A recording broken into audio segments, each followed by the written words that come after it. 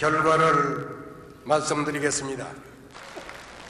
기호 5번 이인재 후보 득표수 172표, 하나갑 후보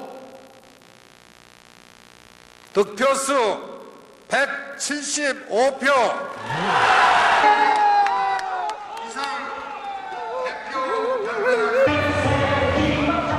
이변이었다.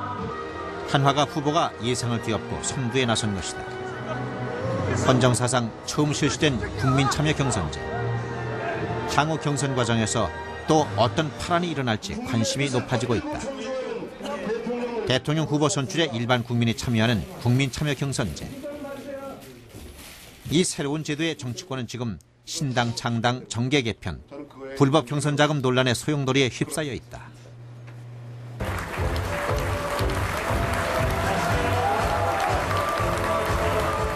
불공정 시비, 과열선거의 우려와 정치개혁의 기대 속에서 첫발을 내디딘 국민참여 경선제.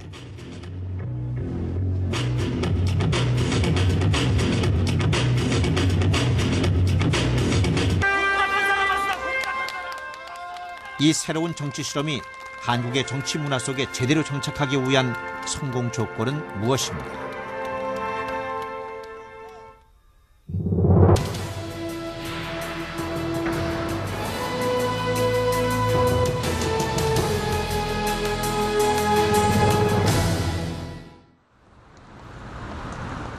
당론이 결정됐다. 당의 미래를 결정짓는 순간이었다. 이회창 총재와 8천여 명의 대의원을 대표하는 당 중앙위원회 운영위원들은 이날 건강된 미래를 위해 힘차고 전진하게 있는 우리의 당기를 향해 열렬한 박수를 보내주시기 바랍니다. 대통령 후보 선출에 기존 당원 이외의 국민을 참여시키는 국민참여 경선제 실시를 최종 확정했다. 우리는 오늘 이 결정을 통해서 한국 정치 제2의 민주화를 성공시킬 수 있다는 확신을 국민들께 심어주어야 합니다. 이를 위해서 우리는 무엇보다도 성공적이고 멋진 대통령 후보 경선을 이루어내야 합니다. 우리 당의 대통령 후보 경선이 국민들에게 서로 경쟁하면서도 나라를 위해서는 함께 뭉칠 수 있다는 것을 확실하게 보여주는 그러한 민주적 경선이 돼야 합니다.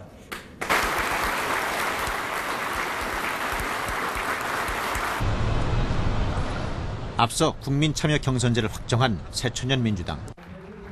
7명의 대권 주자들이 후보 등록을 마치고 경선에 돌입했다.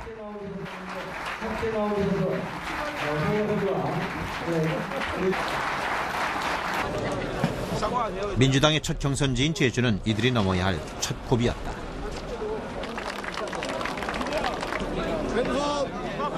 (7대1의) 높은 경쟁력.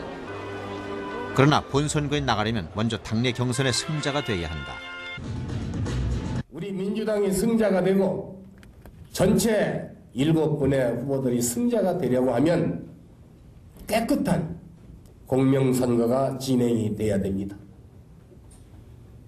7번 각자가 한 나라의 살림을 맡겠다고 거룩한 희망을 가지고 포부를 가지고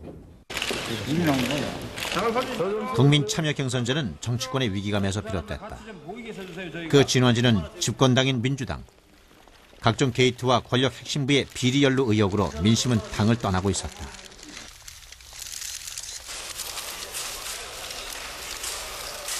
(10월 25일) 재보궐선거는 이러한 민주당의 위상을 확인시켜 주었다.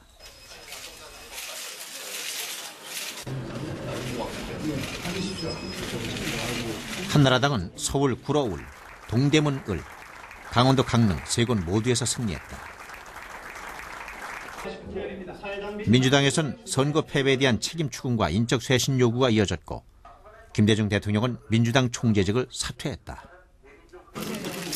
민주당 총재인 김대중 대통령이 당 총재직 사퇴를 전격 선언했습니다. 심사숙고한 끝에 당 총재직을 사퇴하고자 결심했음을 여러분께 알리고자 합니다. 닷새 후 당내 분규를 수습하는 그런 차원으로 머무는 것이 아니고 집중적으로 소위에서 구심점을 잃은 민주당은 당 발전과 쇄신을 위한 특별대책위원회를 구성. 과감하게 그동안 끊임없이 제기됐던 당내 민주화와 정치개혁 방안에 대한 논의를 시작했다. 지난 1월 7일 당무회의는 한 달여의 작업 끝에 확정된 쇄신안을 발표했다. 상향식 공천, 당권 대권 분리, 대권 후보와 광역자치단체장 후보 선출의 국민 참여 경선제 도입이 핵심이었다. 위기 돌파를 위한 특단의 조치. 참으로 혁명적인 변화가 아니라고 할 수가 없습니다. 민주당의 전체 대통령 후보 선거인단은 7만 명. 그중 3만 5천 명을 지역별 인구 비례에 따라 국민 선거인단으로 구성한다.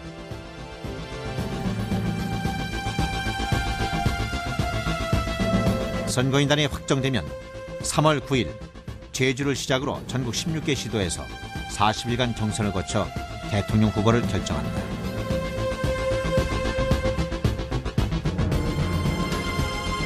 정치 불신의 가장 큰 이유는 정당이 비민주적으로 운영됐다는 것과 정치의 중심이라고 할 수 있는 국회가 당리당략에 의해서 싸우고만 하고 있다는 것과 또는 일정 정도의 도덕적인 어떤 비판 소지 같은 것. 근데 이런 것들이 겹쳐서 지금 불신을 조장하고 있단 말이죠. 그래서 가장 중요한 것이 당의 그 의사결정권을 국민에게 절반을 돌리는 겁니다. 당원 중심으로 또는 그 당원 위에 군림하는 지배체제 중심으로 당이 운영됐던 것을 그 운영의 결정권을 절반을 국민한테 돌리는 것입니다. 열심히 살면 5년 후 10년 한나라당에서도 국민 경선제와 관련한 논의가 진행됐다. 이 회장 총재는 1월 17일 연두 기자회견에서 비주류 측의 요구 중 일단 집단 지도체제 도입에 반대 의사를 밝혔다. 집단 지도체제로 만들어서 총재제를 없앤 그러한 생각에는 저는 동의할 수 없다. 연설회가 아직 안 끝났는데. 그러자 박근혜, 김덕용, 이부영 의원 등 비주류 의원들이 반발했다. 정당 개혁을 하자. 또 이 경선제도도 이렇게 하자 하는 게 지금 국민이 정치를 신뢰하고 정말 잘 되고 있는데 이런 얘기를 하는 게.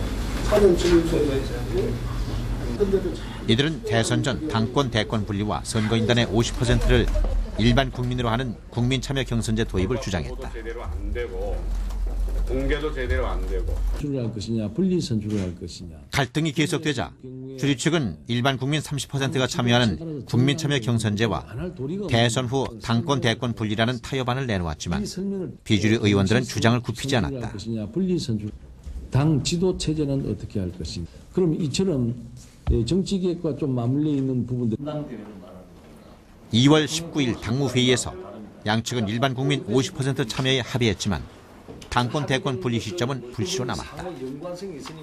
국민이 경선에 직접 참여하는 원칙에 합의하였습니다. 한나라당